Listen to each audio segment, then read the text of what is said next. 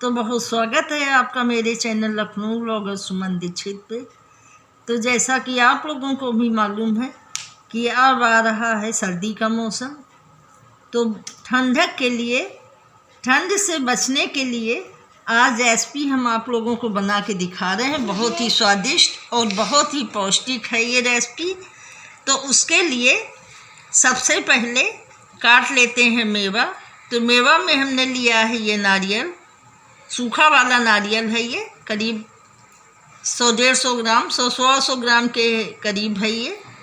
और किशमिश और बादाम। मेवा आप अपने अकॉर्डिंग, जैसी मेवा जो भी आपको अच्छी लगे वो डाल सकते हैं। तो जो भी आपको खाने में टेस्टी मेवा लगती हो वो आप अपने हिसाब से डाल सकते हैं। तो सबसे पहले इसमें, इस रेसिपी के लिए सबसे पहले काट लेते हैं मेवा और फिर आपको दिखाते हैं, किचन में चलते हैं और आपको दिखाते हैं रेसिपी बना के। तो फ्रेंड, देख सकते हैं आप, नारियल को मोटे मोटे बड़े बड़े टुकड़ों में, बड़े पीसों में काट लिया है इस टाइप से। और ये किशमिश भी मेरी काफ़ी बड़े साइज़ की है, तो इसके भी 1 के 2 पीस बना लेते हैं किशमिश को, क्योंकि इतनी बड़ी किशमिश डालने में नहीं अच्छी लगेगी। तो इसके भी 2 पीस कर लेते हैं। और ये है इधर गुड़, देख सकते हैं आप। तो ये गुड़ करीब 700 ग्राम है, देख सकते हैं आप। तो अभी ये मेवा काटने के बाद गुड़ को भी बारीक पाउडर बनाना है। तो पहले काट लेते हैं ये किशमिश। और बादाम काटने की ज़रूरत नहीं है, बादाम को साबुत ही पीस के, भूंज के, इसके बाद पीस के डालना है, इसलिए बादाम काटने की ज़रूरत नहीं है। तो अभी मिलते हैं सारी मेवा काटने के बाद। मेवा काट चुके हैं, देख सकते हैं आप। मेवा काट लिया है। बादाम जैसा कि हमने बताया, इसको पीस के डालना है। तो घी में भूंज के इसके बाद पीस के डालना है, इसलिए इसको नहीं काटने की ज़रूरत है। गड्डी और किशमिश को काट लिया है। तो अब चल रहे हैं गुड़ का भी पाउडर बनाने। और फ्रेंड, जब भी आप मेवा वगैरह काटने में यूज़ करें तो ये स्टील का ही चाकू यूज़ करें, लोहे के चाकू से ना काटें, क्योंकि उसमें जो है अजीब सी स्मेल आ जाती है मेवा में। और जो जिस चाकू से सब्जी वगैरह काटते हैं उससे मेवा कभी ना काटें, क्योंकि उसमें चाहे जितना वो साफ़ करें आप, लेकिन लहसुन प्याज की महक आ जाती है। इसलिए कभी भी सब्जी काटने वाले चाकू से मेवा ना काटें। तो मेरा ये चाकू स्पेशली ड्राई फ्रूट काटने के लिए ही है, तो उसी से हम काट रहे हैं। तो मेवा कट गई है। अब गुड़ को भी काट के और पाउडर बना लेते हैं महीन।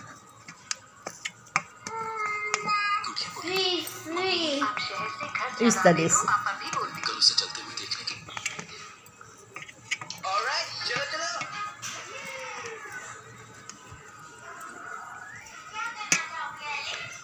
इस टाइप का महीन पाउडर बना लेते हैं। गुड़ को भी चाकू से काट लेते हैं।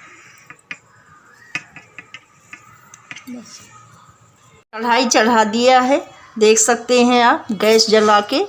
और गैस का फ्लेम मीडियम ही रखना है, ज़्यादा हाई फ्लेम पे नहीं भूंजना। और ये है सफ़ेद तिल, देख सकते हैं आप, बहुत ही पौष्टिक और बहुत ही ताकतवर होते हैं ये। बहुत कई तरह की विटामिन होती हैं सफ़ेद तिल में, तो इनको इस रेसिपी में यूज़ करना बहुत ज़रूरी होता है। और जाड़े के लिए तो बहुत ही अच्छे होते हैं। तो इनको सबसे पहले सूखा ही रोस्ट कर लेना है। इनमें किसी प्रकार की घी चिकनाई का यूज़ नहीं करना है। तो सबसे पहले तिल को भूंज लेते हैं कढ़ाई में। देख सकते हैं आप, तिल मेरे अच्छे से भूंज गए हैं। हल्का रेड होने तक ही इनको भूंजना है, वो भी गैस के बिल्कुल मीडियम लो फ्लेम पे, ज़्यादा तेज़ आंच पे नहीं भूंजने हैं, वरना ये जल जाएंगे। तो तिल भुंज गए हैं अच्छे से। बगैर किसी घी चिकनाई के इनको ऐसे ही सूखा रोस्ट करना है। तो तिल मेरे बहुत ही अच्छे से भुंज गए हैं। तो इसी कढ़ाई में अब डाल रहे हैं देसी घी।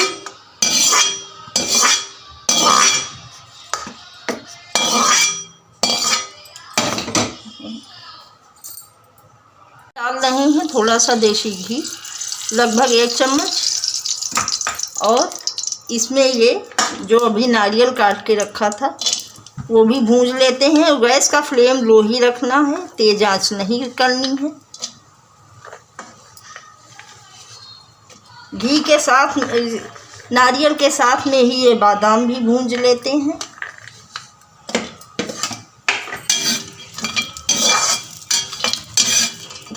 वैसे चाहें आप तो कच्चा भी डाल सकते हैं, लेकिन घी में भूंज के और इसके बाद पीस के डालने से बहुत ही अच्छा टेस्ट आ जाता है। इसीलिए हल्का सा लो फ्लेम पे भूंज लेना ज़्यादा सही लगता है। नारियल और बादाम भी मेरे अच्छे से भूंज गए हैं, देख सकते हैं। बहुत ज़्यादा नहीं भूंजने हैं, बस हल्का सा रेड हो जाने तक ही भूंजना है। बहुत ज़्यादा इनको नहीं फ्राई करना है घी में। तो बहुत ही अच्छे से भूंज गए हैं। तो अब कढ़ाई में डाल रहे हैं किशमिश को भी इसी में भूंज लेते हैं, बहुत ही हल्का सा, और गैस के बिल्कुल लो फ्लेम पे।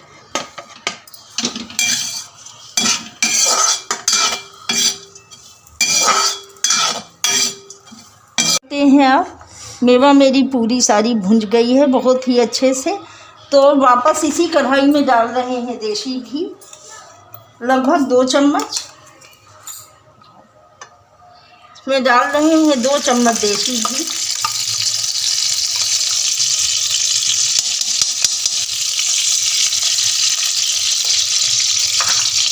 और ये है गेहूं का आटा, देख सकते हैं आप। तो इसको इसी में घी में डाल देते हैं। और इधर ये है सूजी, देख सकते हो। सूजी को मैंने साफ़ कर लिया है, छलनी से अच्छे से चाल लिया है। तो फ्रेंड, गेहूं का आटा इतना देख सकते हैं आप, ये करीब 1 किलोग्राम के आटा है। और ये इतनी सूजी है, करीब 250 ग्राम। तो इसी में साथ में ही भूंज लेते हैं दोनों आटों को, क्योंकि सूजी डालने से बहुत ही अच्छा स्वाद आ जाता है। तो इसलिए हम गेहूं के आटे के साथ में सूजी का भी यूज़ कर रहे हैं। और मीडियम फ्लेम पे लगातार चलाते हुए हल्का ब्राउन हो जाने तक इसको अच्छे से भूंज लेना है। घी में फ्राई की थी, एकदम ठंडी हो गई है। तो अब इसको ग्राइंडर में डाल के पीस लेते हैं। किशमिश को पीसने की ज़रूरत नहीं है, बादाम और गरी को पीस लेते हैं ग्राइंडर में डाल के। ठंडा करके ही पीसें, गरम ना पीसें। तो अब ये अच्छे से ठंडी हो गई है, तो इसको पीस लेते हैं गरी और बादाम को। और ये सफ़ेद तिल भी साथ में पीस लेते हैं, इनको भी एक साथ ही सारी चीज़ें पीस लेते हैं। और इसी के साथ में ये 4 साबुत इलायची, देख सकते हैं आप। इनको साबुत ही छिलके सहित, इनके छिलके नहीं हटाने हैं, साबुत ही डाल के साथ में पीस लेना है। इससे बहुत ही अच्छा स्वाद आ जाएगा, बहुत ही अच्छा टेस्ट आता है। तो अभी सारी सामग्री को ग्राइंडर में डाल के मिक्सी में पीस ले। तो थोड़ा मोटा मोटा ही पीसेंगे, ज़्यादा इनको महीन करने की ज़रूरत नहीं है। मीडियम फ्लेम पे, गैस के मीडियम फ्लेम पे भूनते हुए आटा एकदम, ये रवा और आटा मिक्स जो हम भून रहे थे वो एकदम रेड हो गया है, मतलब लाइट रेड हो गया है और बहुत अच्छे से भून गया है। तो अब इसको एक साइड निकाल लेते हैं थाली में। और इसी में बनाते हैं गुड़ का घोल। गैस बंद कर देते हैं, इसके बाद इसको थाली में निकाल लेते हैं। इसी कढ़ाई में बना रहे हैं चाशनी।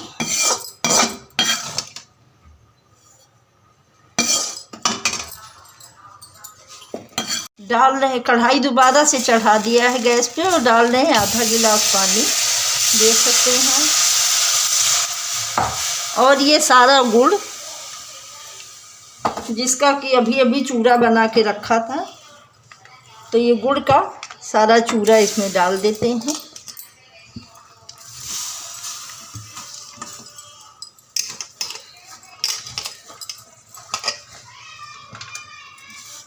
और अब आँच को तेज़ कर लेते हैं, गैस को फुल फ्लेम पे कर लेते हैं और बना रहे हैं चाशनी।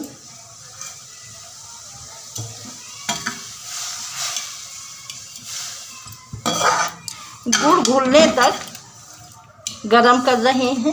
बहुत ज़्यादा टाइट चाशनी नहीं बनानी है, बहुत ज़्यादा गाढ़ी चाशनी नहीं बनानी है, नहीं तो ये जो गुड़ और आटे की बर्फ़ी बनाएंगे वो काफ़ी टाइट हो जाएगी।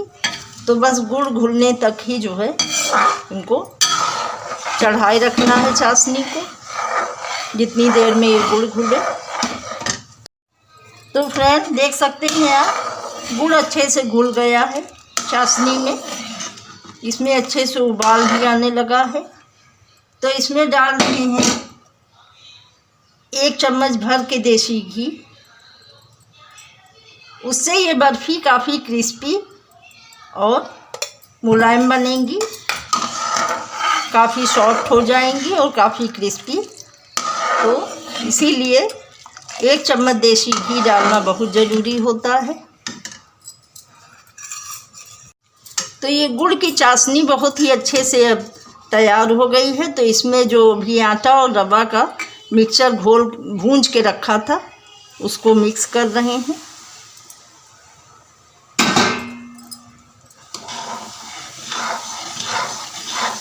मिक्सर के साथ ही निकाल दो ताकि मिल जाए।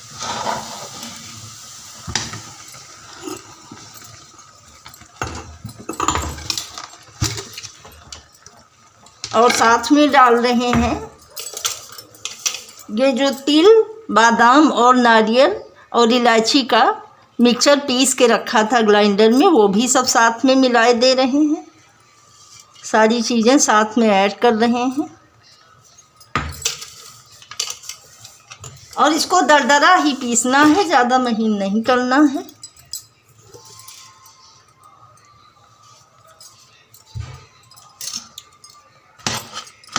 तो सभी सामग्री को अच्छे से मिक्स कर रहे हैं। मिक्सचर अच्छे से तैयार हो गया है। तो अब एक थाली में लगा रहे हैं थोड़ा सा देसी घी, इसको हाथ से फैला देते हैं।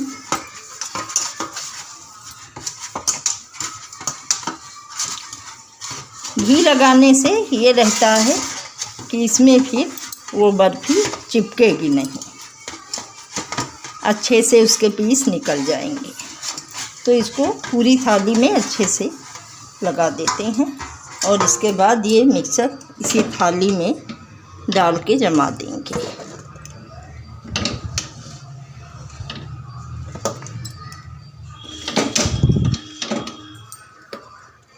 पूरी थाली में फैला दिया है मिक्सचर को और अब इसके ऊपर से डाल रहे हैं किशमिश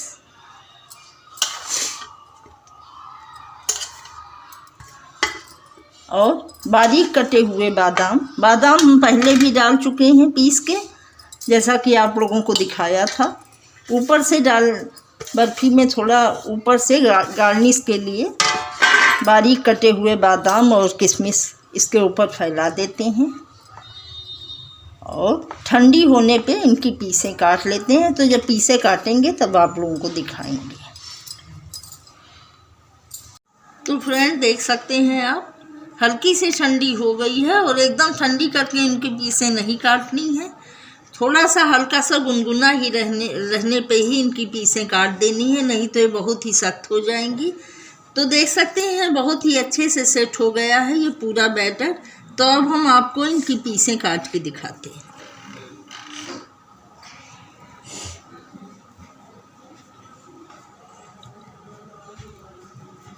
बहुत ही टेस्टी और बहुत ही स्वादिष्ट बनी है ये गुड़ मेवे की कतली। सर्दी का विशेष व्यंजन है ये आपको ठंड से भी बचाता है और कई तरीके की विटामिन कई तरीके की पौष्टिकता इसमें भरी पड़ी है और इसको खाने से सामान्य से जो सर्दी जुकाम होते हैं, खांसी वगैरह, वो बिल्कुल नहीं होएंगी। तो आप भी बनाएं अपने घर में और खाएं और अपने अनुभव मेरे साथ में शेयर करें। तो अब हम आपको दिखा रहे हैं पीसें काट के। बहुत ही स्वादिष्ट सी ये गुड़ मेवा कतली बन के तैयार है। तो और आप देख सकते हैं बहुत ही सॉफ्ट, बहुत ही टेस्टी सी बनी हुई है। अभी हम आपको तोड़ के भी दिखा रहे हैं, देख सकते हैं आप, एकदम सॉफ्ट है, बिल्कुल भी ये सख्त नहीं हुई है, एकदम बर्फ़ी जैसी ही पीसें इसकी बनी हैं। तो अब मेरा ब्लॉग यहीं समाप्त होता है। मिलते हैं अगले ब्लॉग में एक नई रेसिपी के साथ। तब तक के लिए धन्यवाद।